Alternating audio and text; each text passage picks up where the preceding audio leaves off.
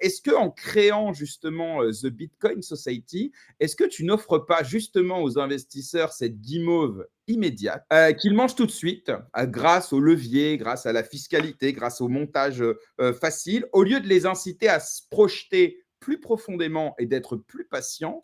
Et finalement, ce serait cette seconde guimauve promise que serait justement l'apprentissage de la self-custody, etc. Donc, retourner un petit peu contre toi Ouais, cette métaphore. J'ai trouvé ça intéressant. J'aimerais avoir ton avis là-dessus.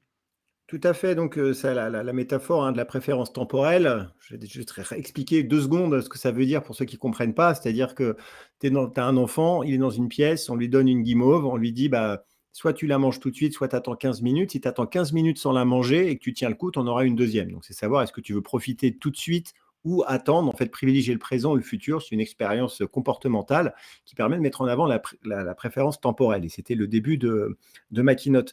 Donc, si je comprends bien la question, parce que ça veut dire que finalement, ce que propose le Bitcoin Society, ce serait de céder tout de suite à la facilité en s'exposant au titre du Bitcoin par rapport à prendre le chemin un peu plus long d'apprendre à contrôler soi-même le Bitcoin et à la fin d'avoir la vraie récompense qui est avoir du vrai Bitcoin. C'est ça ce que la question, j'ai bien compris.